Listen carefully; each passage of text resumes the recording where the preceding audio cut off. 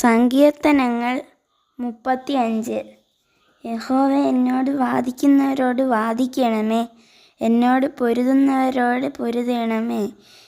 നീ പലകയും പരിചയും പിടിച്ച് എനിക്ക് സഹായത്തിനായി എഴുന്നേൽക്കണമേ.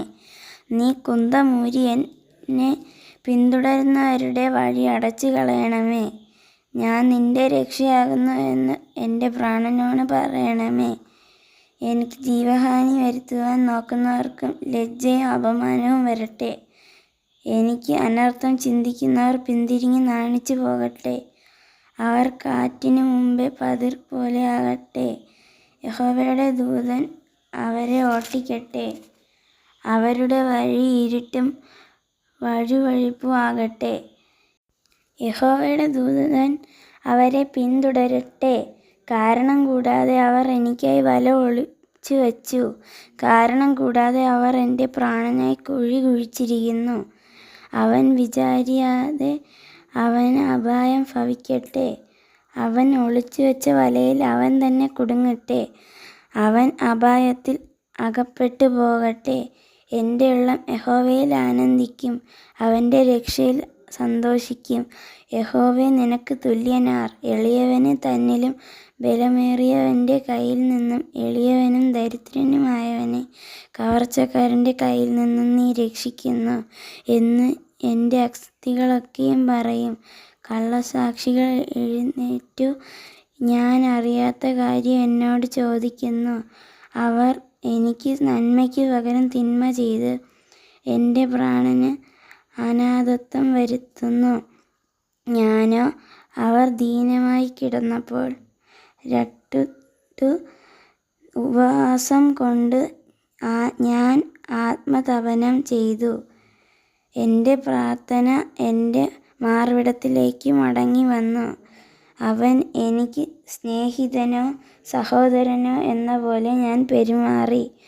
അമ്മയെക്കുറിച്ച് ദുഃഖിക്കുന്നവനെ പോലെ ഞാൻ ദുഃഖിച്ചു കുനിഞ്ഞു നടന്നു. അവരോ എൻ്റെ വീഴ്ചയെങ്കിൽ സന്തോഷിച്ച് കൂട്ടം കൂടി. ഞാൻ അറിയാത്ത അധമന്മാർ എനിക്ക് വിരോധമായി കൂടി വന്നു. അവർ ഇടവിടാതെ എന്നെ പഴിച്ചു പറഞ്ഞു. അടിയന്തരങ്ങളിൽ കോമാളികളായ വഷളന്മാരെ പോലെ അവർ എൻ്റെ നേരെ പല്ല് കടിക്കുന്നു. കർത്താവേ, നീ എത്രത്തോളം നോക്കിക്കൊണ്ടിരിക്കും?